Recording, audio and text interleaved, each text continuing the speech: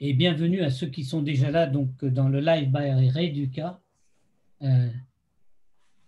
sur le travail le jour d'après et ses conséquences sur la santé.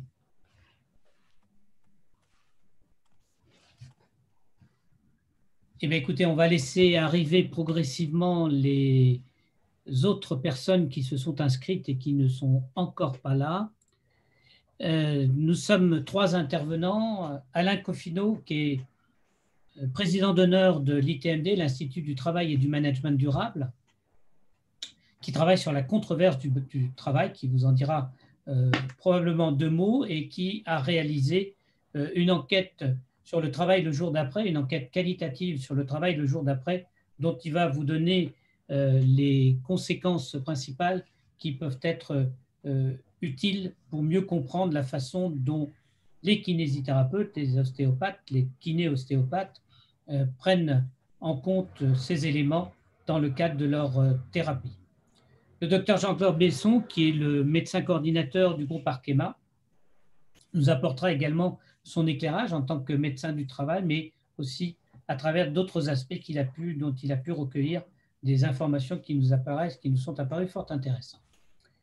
Je vous propose de commencer dès à présent et je vais donc céder la parole à Alain Coffino qui va compléter sa présentation et nous présenter les résultats de l'enquête. Alain, c'est à toi. Merci Jean-Pierre. Donc, Alain Coffino, président d'honneur de l'ITMD, l'Institut du Travail et du Management Durable, qui est un institut que j'ai créé il y a une dizaine d'années et dont l'objectif, c'est de se préoccuper de la relation entre travail, santé et performance de l'entreprise. Voilà, donc l'intérêt de cette association, c'est qu'elle regroupe des gens très divers, depuis des dirigeants d'entreprise, des syndicalistes, des consultants, des chercheurs, voire des partenaires de tous ordres. Actuellement, j'ai laissé la place de président à Jean-Pierre Zana, que je salue. Voilà. Je salue aussi Jean-Claude Besson. Nous ne nous connaissons pas, mais ça va être l'occasion de se connaître. Nous avons effectivement fait, pendant le confinement, pendant la période de confinement, nous avons lancé un questionnaire sur le thème, en fait, vous qui faites du télétravail pendant ce confinement, qu'avez-vous à en dire? Voilà. Donc, et on a reçu une soixantaine de réponses assez détaillées, puisque chacun pouvait écrire jusqu'à 2, 3, 4 pages d'explications. Donc, ce n'est pas une quantitative qui donnerait des pourcentages de ceci ou de cela, mais qui illustre au fond ce que les gens vivent et ce que les gens voudraient voir se perpétuer. Si vous voulez en savoir un peu plus sur l'ensemble, parce que c'est quand même un rapport d'une cinquantaine de pages, sur l'ensemble de ce document, vous pouvez le consulter sur le site de l'ITMD. Et donc là, en vous connectant en première page, vous pouvez avoir accès à l'ensemble du document. J'ai essayé, pour le temps là que nous avons entre nous, de sortir 3 idées forces qui peuvent peut-être vous intéresser dans votre métier. La première idée force est celle des conditions de travail du télétravail à la maison. La deuxième idée force est celle du rapport au temps. Et la troisième idée force, c'est celle du rapport à l'autonomie. Il me semble qu'on va couvrir là à peu près tous les domaines de ce qui peut faire le tour des problèmes de santé, soit des problèmes de santé physique, des problèmes de santé psychique ou psychologique. Rapidement, puis après je laisserai la parole à Jean-Claude Besson pour réagir ou pour dire un petit peu ce qu'il connaît de ces choses-là, ce qu'il a lui-même constaté dans une entreprise. Au fond, on peut dire que sur les problèmes de conditions de travail, ce qui a été majeur, je crois, dans ce que les gens nous ont dit, ou nous ont écrit en l'occurrence, ça a été le problème de l'aménagement de la situation à la maison. Alors c'est vrai que c'était évidemment exceptionnel, puisque ça leur est tombé dessus un jour, ils n'avaient pas obligatoirement un bureau tout près. Mais ils insistent beaucoup pour dire que certes, ils ont envie, on pourrait y revenir, ils ont envie de continuer le télétravail, au moins partiellement, mais que s'ils le continuent, ils veulent être dans des conditions de situation de travail, de bureau, de connexion, de siège, enfin tout ce qu'il y a dans un bureau habituellement qui peut leur permettre de travailler dans de meilleures conditions. Je répondrai après à toutes les questions. Deuxième idée force, c'est que les gens ont beaucoup senti un problème de fatigue et de stress. Alors, fatigue parce que au fond, on ne sait jamais quand on s'arrête dans le télétravail. On ne sait jamais quand son travail est fini. Et surtout quand on est à la maison, qu'on a d'autres choses à faire, quelquefois, on peut arrêter son travail, recommencer le soir, et puis on ne s'arrête plus. Et après, on se sent très fatigué. Et puis, deuxième idée de stress, c'est qu'il y a une demande de concentration pour travailler par rapport à un écran qui est beaucoup plus forte que quand on est dans un face-à-face ou dans une réunion en présentiel. Troisième idée forte sur les conditions de travail, le sentiment d'isolement. Alors, c'est comme toujours, c'est paradoxal. Les gens sont assez contents de pouvoir travailler dans de bonnes conditions chez eux sans être toujours importunés par d'autres. Et en même temps, quand on est à 100% télétravail, c'était la situation, on a un sentiment de se retrouver quand même souvent assez seul face à son travail. Je reviendrai sur d'autres points qui vous. Mais je ne veux pas non plus accaparer toute la parole. Deuxième chose qui me paraît important, c'est la question du rapport au temps. Au fond, le temps dans le télétravail, c'est à la fois le rapport entre le temps que l'on passe en télétravail et le temps présentiel.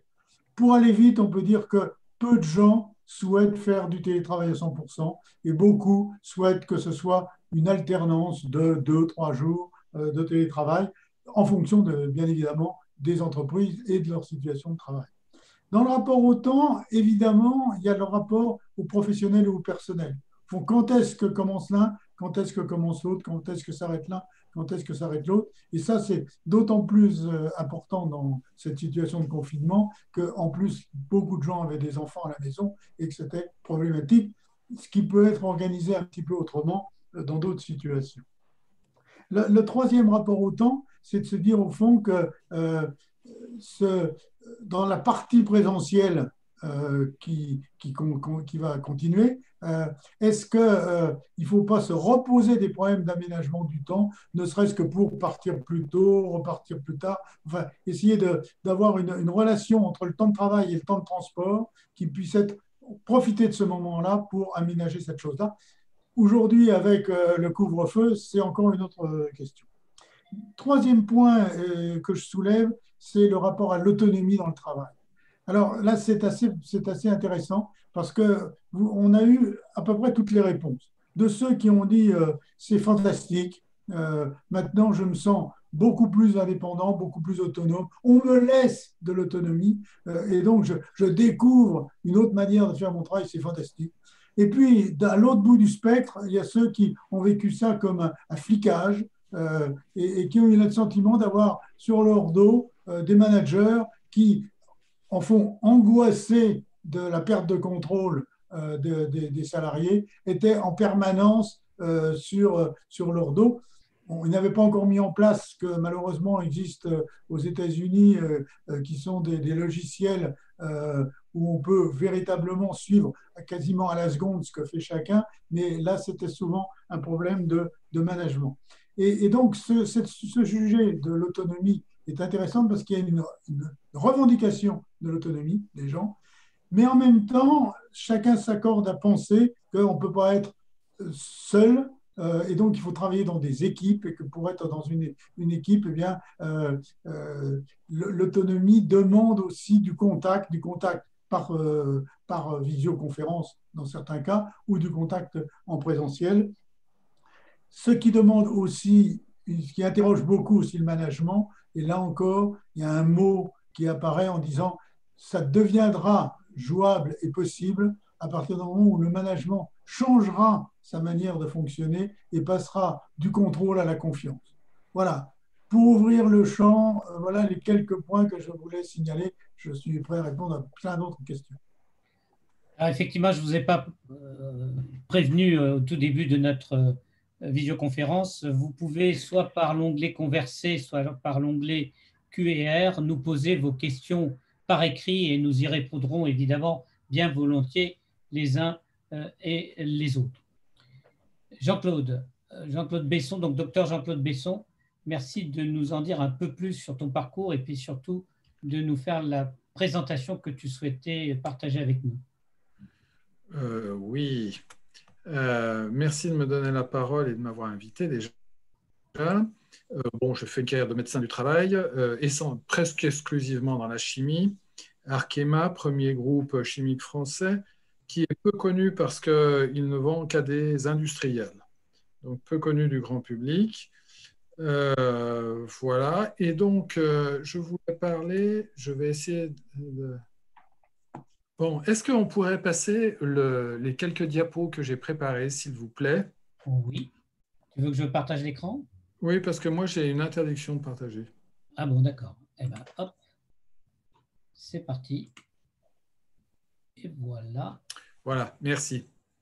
Comment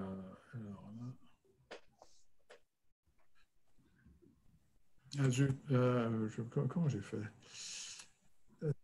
Non, par contre, c'est moi qui ai la main, donc tu me demandes de passer tes diapos. Oui, non, mais là, je ne sais pas ce que je voulais faire. Voilà, je reviens. Voilà. Donc, j'ai choisi de ne pas vous parler de la perception directement des collaborateurs sur ce temps de télétravail, parce que, bien entendu, on n'a pas fait un sondage précis, pas représentatif, mais ce que nous avons fait au sein de l'entreprise montre, comme de bien entendu, que certains ont apprécié et que d'autres ont regretté, que ceux qui étaient dans un appartement vaste ou plutôt dans une maison ont apprécié par rapport à ceux qui sont en appartement, que ceux qui n'avaient pas d'enfants à charge ont plus apprécié que ceux qui devaient faire aussi enseignant à la maison. Bref, un peu, j'ai envie de dire, un peu des banalités. Ce qui est peut-être plus intéressant pour vous, c'est de voir les perspectives d'avenir. Et donc, perspectives d'avenir, ce questionnaire du top management et des comités de direction des établissements, oui, alors nous sommes 7 000 à travailler en France et 13 000 à l'étranger, ce qui fait un total de 20 000. Et donc, on a un siège social en région parisienne, pas très loin de la Défense, ce qui n'est pas original. Et puis, on a un certain nombre de sites, d'usines de production en province et techniques, centres de recherche. Donc, questionnaire, combien de jours de télétravail pour le management, pour les managers? Eh bien, on voit qu'un jour et demi, peut-être 2 jours, ils n'en attendent pas plus, ils n'en souhaitent pas plus. Avec une organisation donc définie en avance, au bord de l'équipe, en tenant compte du travail qui est fait, il est évident que selon que l'on est en production, en recherche ou en service support, les choses ne sont pas les mêmes. Le management se doit d'être exemplaire, c'est-à-dire que le manager peut apprécier de travailler sur son écran et ne pas être présent, mais certains collaborateurs ont besoin d'une présence physique du manager, de le croiser dans les couloirs, de le voir, ne serait-ce que brièvement sur 8 heures de travail, mais de le voir. Voilà. Diapositive suivante. Alors, côté collaborateur, je souligne là maintenant, on est sur les diapos, 3 ou 4 diapos qui concernent les collaborateurs. Ce qu'ils attendent, tout collaborateur, toute catégorie confondue, on fera une distinction plus tard, des réunions moins nombreuses, plus courtes, mieux préparées. Et à cet égard, le fait que nous étions en télétravail devant notre ordinateur, quand il y avait une réunion avec le système informatique là, qui nous alerte qu'on va avoir une réunion dans un quart d'heure, puis dans 5 minutes, et puis top 0, finalement, on est à l'heure, plus à l'heure.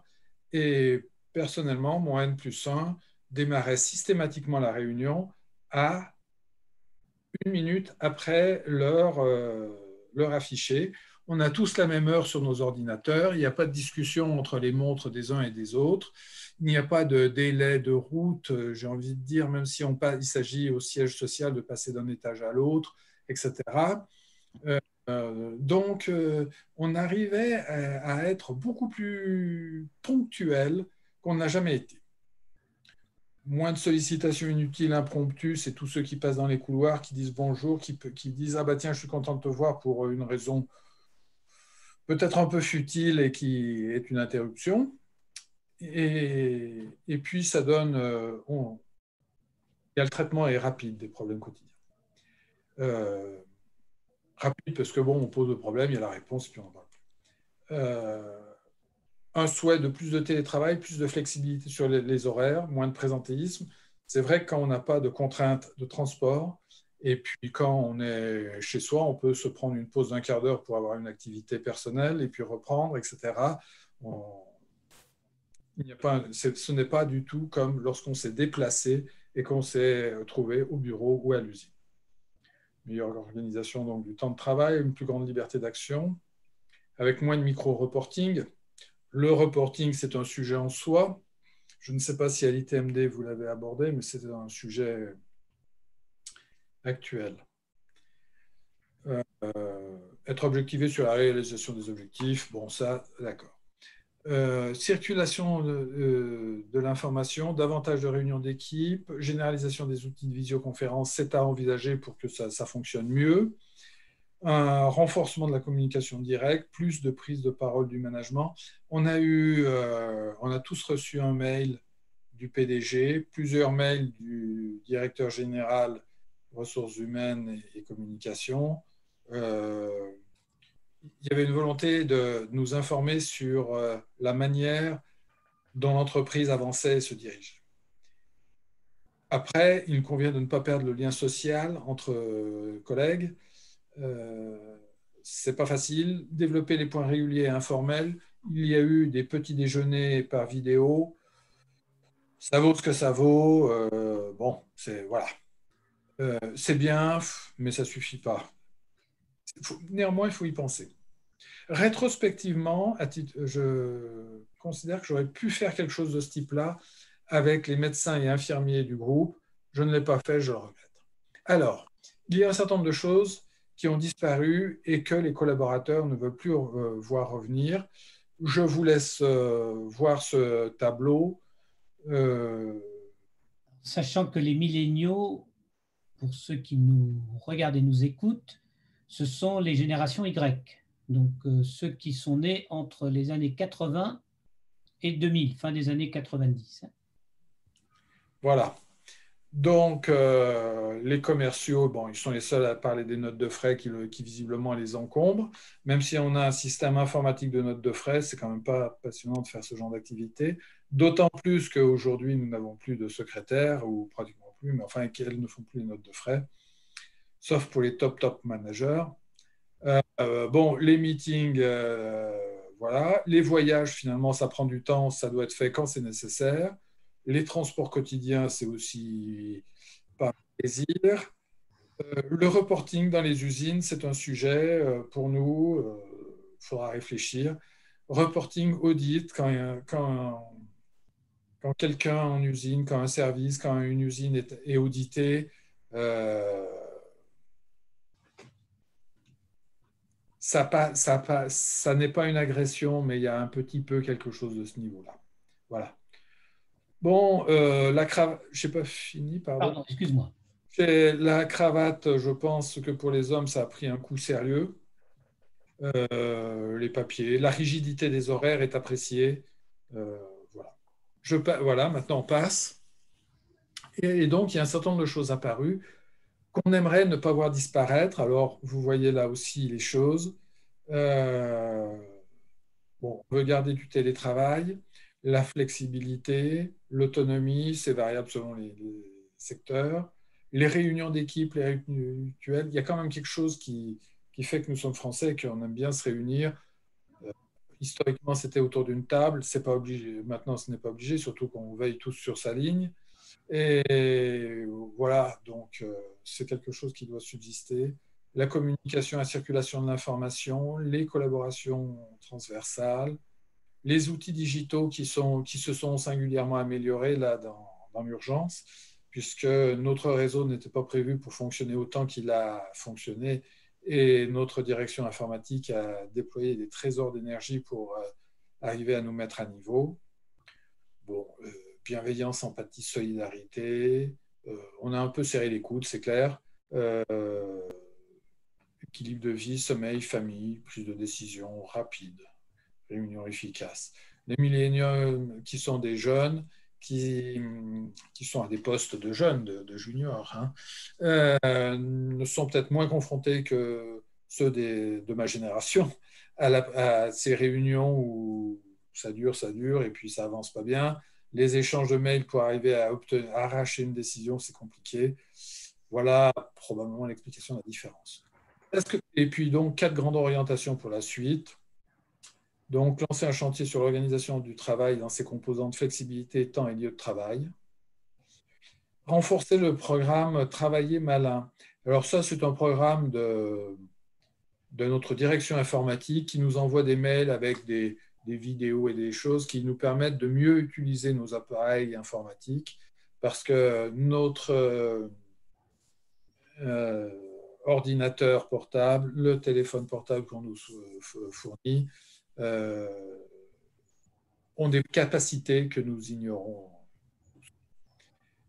Renforcer l'accompagnement du management sur le travail à distance, la collaboration et les rituels de communication. Là, il faut qu'on s'organise parce que j'ai entendu dire que certains avaient eu le sentiment d'être un peu contrôlés, etc. Et puis, analyser l'opportunité du travail à distance. C'est-à-dire que finalement, on ne va pas passer au télétravail à 100%. Enfin, dans notre groupe, ce n'est vraiment pas envisagé par des choix de direction générale. On n'est pas du tout dans le système de PSA qui disent maintenant le travail sur place va être l'exception, mais on est dans une perspective où il y aurait les deux possibilités et donc, selon les besoins, on passerait de l'une à l'autre. Donc, télétravail ou travail en présentiel. Merci. Merci Jean-Claude.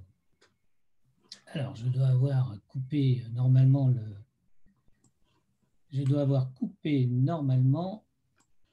hop là, la présentation. Donc, nous revoilà entre nous. Les questions que nous aimerions vous poser, c'est dans votre pratique quotidienne, avez-vous eu parmi vos patients un certain nombre d'entre eux qui se sont plaints? Se sont-ils seulement expliqués autour de leurs symptômes, douleurs et autres, quelles que soient les régions concernées? Ont-ils évoqué leurs conditions de travail? Ont-ils évoqué leur inquiétude par rapport à leur activité? Ce sont tous ces éléments-là qui nous paraissent intéressants et avec qui nous aimons partager avec vous de façon à vous apporter quelques idées. Je ne me suis pas présenté tout à l'heure, mais vous savez que je suis cadre de santé ergonome et j'ai pratiqué toute ma fin de carrière autour de la prévention et que sur FMT Mag, vous retrouvez régulièrement sur l'île de la prévention des articles que je publie sur la façon dont il faut prendre les pathologies liées au travail, qui doit être un peu différente de la pathologie connue, qu'elle soit rhumatismale ou neurologique, parce que l'individu ne peut pas être considéré, lorsque l'on prend en charge quelqu'un qui décrit sa pathologie et qui fait le lien entre sa pathologie et le travail, il est impossible de le prendre uniquement sous l'angle des seuls symptômes qu'il exprime, mais en ayant une écoute attentive, être aussi très attentif aux déterminants de son analyse d'activité qui vont probablement générer des contraintes qui se représentent chez lui sous forme d'astreinte et que vous retrouvez dans vos cabinets en termes de symptômes. Voilà, donc comment pratiquez-vous? Quelles questions vous avez à nous poser aussi, bien entendu, aux uns et aux autres, qui puissent vous aider à mieux comprendre ces patients qui viennent vous voir avec des pathologies dont peut-être qui ne sont peut-être pas aussi marquées qu'elles pouvaient l'être il y a quelques années. Pour l'instant, je n'ai aucun élément de question dans les conversations, ni dans les questions ouvertes. Donc, je ne sais pas si vous avez la main pour prendre la parole.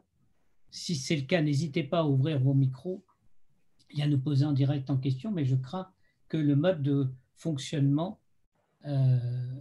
monsieur ou madame Daligogo. Le micro a été laissé, vous avez une question. On vous écoute. Bonjour, je suis Abidjan, Côte d'Ivoire. Oui, bienvenue. Nous avons l'habitude de venir à Paris pour suivre les séminaires de Rééduca, mais cette année, avec la situation, nous n'avons pas pu nous déplacer. Donc, c'était pour vous dire merci pour nous associer à vos assises et nous sommes très attentifs à tout ce que vous dites. Et dès que j'aurai une question pertinente, je reviendrai vers vous. C'était juste pour vous faire savoir que nous sommes là et nous avons effectivement tous les problèmes que vous soulevez, notamment les questions liées au télétravail, à l'autonomie au travail. Et tout ça, ça nous permet aussi de nous instruire. Merci. Merci, M. Daligogo. Donc, bienvenue à la Côte d'Ivoire, d'être présente à ces échanges. Je vais compléter mon propos, d'une part par une étude que nous avions réalisée à l'époque où j'étais à l'INRS avec le Conseil de l'Ordre, où nous avions pu constater, après un retour de plus de 500 kinésithérapeutes qui avaient répondu à l'enquête que nous avions lancée, qu'il y avait une certaine méconnaissance des pathologies liées au travail, de leurs conséquences évidemment sur les patients et de la façon dont il fallait les traiter. J'ai aussi mené deux enquêtes auprès de l'Association internationale de sécurité sociale dans le groupe Ergonomie, et la seconde, je l'ai faite au Salon Rééduca en 2019. Et donc, nous avons pu, à l'issue de cette enquête qui va être publiée prochainement, confirmer que malheureusement, en kinésithérapie, alors que dans les programmes de formation initiale, l'ergonomie, les TMS, les troubles musculo-squelettiques, sont dans les programmes, dans les unités d'enseignement, il y avait quand même une très forte méconnaissance à la fois de la prévention et de la réhabilitation pour le retour au travail. Et donc, nous a semblé utile de faire cet échange avec vous aujourd'hui pour savoir si, concrètement, dans la prise en charge en kinésithérapie, les conditions de travail, la façon dont le patient décrit son activité est prise en compte dans les projets thérapeutiques mis en place par les kinésithérapeutes ou les ostéopathes. Voilà. Et ça nous semble tout à fait essentiel. Avec le docteur Besson, c'est quelque chose sur lequel on réfléchit depuis longtemps. On a même sollicité des sites à inviter les thérapeutes locaux à venir visiter les usines pour se rendre compte des conditions de travail et qui peuvent aider ensuite dans les prises en charge. C'est une pratique qui est bien connue en Allemagne. Peut-être que nous ferons un webinaire avec l'Allemagne pour que les thérapeutes allemands expliquent comment, effectivement, ils conçoivent leur prise en charge de telle manière à ce qu'ils préparent leurs patients avec un objectif prioritaire, le retour au travail. Est-ce qu'en France, nous sommes dans cette logique? Par mon expérience, non. Par mes enseignements dans les écoles de kiné depuis 1983, malheureusement, pas vraiment. Mais je peux me tromper, c'est pour ça que nous avons souhaité vous entendre. Alors, toujours pas de questions. Bon. Parmi les personnes présentes, personne n'a une question à nous poser, un complément d'information à nous demander? Intervenir? Oui, je vous en prie, monsieur Daligogo. Oui, en fait, sur la question du retour au travail ou du projet de reprise du travail ici, notre expérience en Côte d'Ivoire, c'est que souvent les entreprises sont souvent réticentes à investir dans le réaménagement du poste de travail de l'employé. En ce qui concerne les troubles musculo-squelettiques comme les arthroses cervicales et leurs complications, les arthroses lombaires et leurs complications, souvent, quand on fait un rapport pour demander, par exemple, le changement de siège, eh bien, nous nous retrouvons avec souvent même un refus de l'employeur de financer l'achat du fauteuil ergonomique. Ouais. Et ça, c'est un gros problème ici. Bon, vous savez, ici, nous n'avons pas la sécurité sociale. Ce sont des assurances privées dont le fonctionnement varie d'une compagnie à une autre. Et chaque employeur a ses propres dispositions et cela nous complique un peu les choses. Alors, voilà je vais vous répondre, Monsieur Daligogo, et j'ai une question qui est arrivée par une étudiante. Tous les sièges sont ergonomiques à partir du moment où ils ont des réglages. Mais par contre, par expérience, et acceptez de la croire, personne ne règle régulièrement son siège. Et il est important, et c'est un conseil que je vous transmets, d'expliquer à vos patients qu'ils sont comme les handicapés.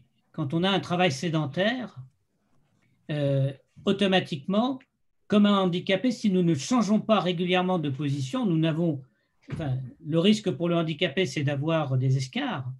Pour une personne qui n'a pas de pathologie, évidemment, il n'y aura pas d'escarres, mais le corps ne va plus réagir. Et donc, les douleurs apparaîtront, les muscles ne seront plus aussi efficaces, la proprioception sera interrompue, etc. Et donc, sous réserve évidemment que ce ne soit pas une chaise de bistrot où là, il n'y a pas de réglage et donc ce n'est pas un siège ergonomique, a priori, dans les bureaux, tous les sièges aujourd'hui répondent aux exigences des normes françaises, européennes, voire internationales, sur la conception des sièges, avec donc des réglages en hauteur, des réglages en inclinaison de dossier et d'assises, et des réglages aussi des accoudoirs. Donc, si les sièges ont ces possibilités-là, ce que ne font pas les salariés, c'est de bouger leur siège. Et bien souvent, ces sièges s'abîment parce qu'ils n'ont pas été bougés comme ils devraient l'être normalement avec tous les réglages qui leur sont permis. Donc ça, c'est un point important. Et pour les kinésithérapeutes, je crois que c'est dans le cadre de l'éducation thérapeutique un point essentiel. J'ai une étudiante qui est à Nantes, Saïba Goulamé, qui m'évoque qu'effectivement, cette année, nous avons des cours en dernière année et projets autour des TMS au travail. Je serais ravi, c'est dommage que nous ne pouvons pas nous parler, et nous menons des projets d'ergonomie. Alors là, cela m'interpelle. Dans les anciens programmes d'ergonomie, en IFMK, c'était 30 heures. Donc, ce qui n'était pas énorme par rapport à ce que doit être une formation d'ergonome, mais qui donnait quand même quelques bases. Je suis ravi que vous ayez des projets d'ergonomie, mais ce qui me semblerait intéressant pour vous qui êtes en dernière année, j'ai quelques projets de mémoire pour cette année qui sont effectivement sur les TMS. Mais moi, ce qui m'intéresse, c'est comment intégrez-vous les connaissances que vous recevez sur les TMS liées au travail pour adapter les connaissances sur des projets thérapeutiques pour les pathologies de l'épaule, les pathologies du membre supérieur, les pathologies du rachis, que ce soit des cervicalgies ou des lombalgies, en tenant compte des conditions de travail, avant même de chercher des modifications ergonomiques dans l'entreprise. Et ça, je pense, et si vous préparez votre mémoire, si vous avez à faire un mémoire là-dessus, ça serait effectivement fort important. Voilà, je regrette que vous ne puissiez pas prendre la parole, mais j'espère que le message a pu passer. Bien sûr. À travers les propos d'Alain Coffino sur les questions de l'autonomie, sur les questions des conditions de travail, nous n'avons pas de siège, etc., on a mis en place, on a réfléchi évidemment à comment améliorer les conditions de travail. Ajouté à ceux du docteur Besson, il me semble essentiel que vous entendiez, mais ça, je pense que ça fait partie de vos connaissances dans les IFMK et puis de vos expériences, qu'aujourd'hui, la prise en charge d'un patient qui présente une pathologie liée au travail, je ne parle pas des autres, je reste bien centré sur les pathologies liées au travail, ce ne peut être que des prises en charge globales, considérant que l'individu qui est face à vous, le patient qui est face à vous, est une entité psychosomatique et qui n'est pas exclu, compte tenu du stress, de la non-reconnaissance, qu'il peut évoquer en échangeant avec vous sur son activité, sur le fait de se sentir isolé par rapport à son collectif de travail, par rapport aux équipes avec lesquelles il travaille, qu'il soit manager ou salarié, aux difficultés qu'il peut avoir de ne plus avoir de retour ou de contact avec ses clients, par exemple, et de ne faire que des reportings, et bien, dans la prise en charge, ne pas simplement tenir compte des symptômes évoqués, mais de la situation de travail, c'est-à-dire des conditions dans lesquelles il vit son activité, et que la rééducation peut s'appuyer sur les techniques psychocorporelles, sur la relaxation, sur une qualité d'écoute de votre patient. Vous n'êtes pas psychothérapeute, mais vous avez une qualité d'écoute qui est bien connue des kinésithérapeutes et qui peut peut-être l'aider à se réinterroger sur la façon dont il peut améliorer lui-même ses conditions de travail. Car c'est lui l'acteur de sa thérapie, c'est lui l'acteur de sa guérison et probablement l'acteur de son retour au travail, même si il peut la compléter, comme évoquait M. Daligogo, aussi par, évidemment, des demandes d'avoir des conditions améliorées. Le docteur Besson l'évoquait il y a peu de temps. Oui, on ne pourra pas donner à tous les salariés des entreprises des bureaux dans leur appartement. C'est évident que non. D'abord parce que tout le monde n'a pas des appartements suffisamment grands pour pouvoir avoir un bureau d'1,60 m ou d'1,20 m tels qu'ils sont recommandés, mais pas non plus un siège, parce que dans un appartement de 2 pièces où il y a peu de meubles ou des meubles auxquels on tient, trouver un siège ergonomique avec 5 branches, une assise, ce n'est pas très, très agréable. Et donc,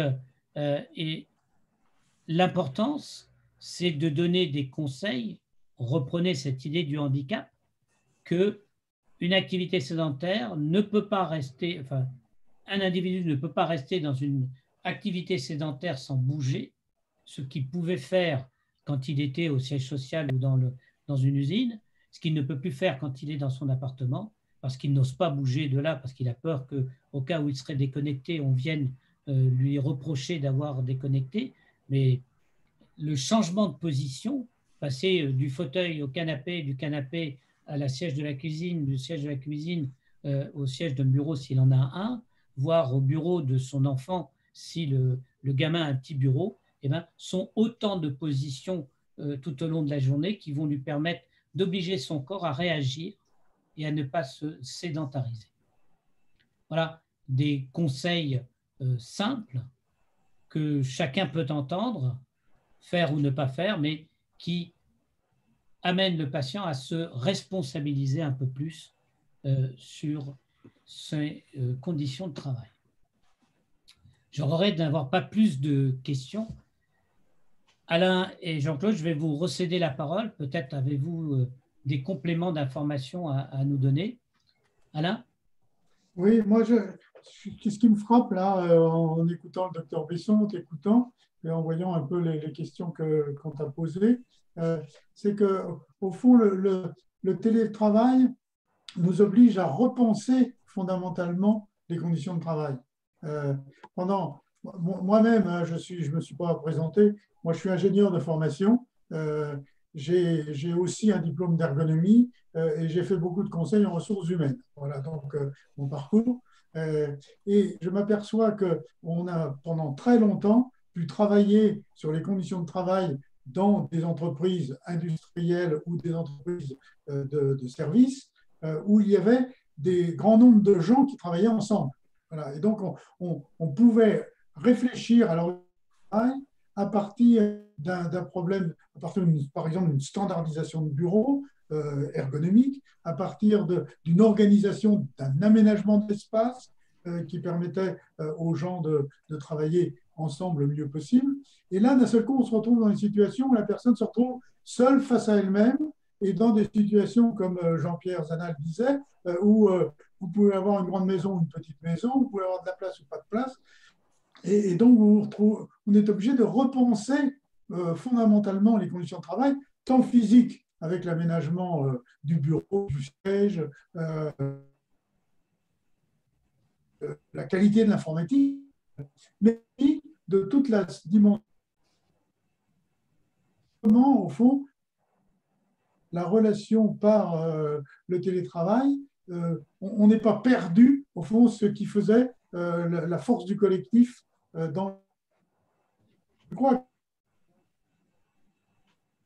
j'ai vécu un peu les différentes évolutions dizaines d'années depuis les d'ergonomie physique, l'ergonomie mentale, l'ergonomie psychologique. Il me semble qu'on est obligé de réinterroger tout ce qui a été fait jusque-là.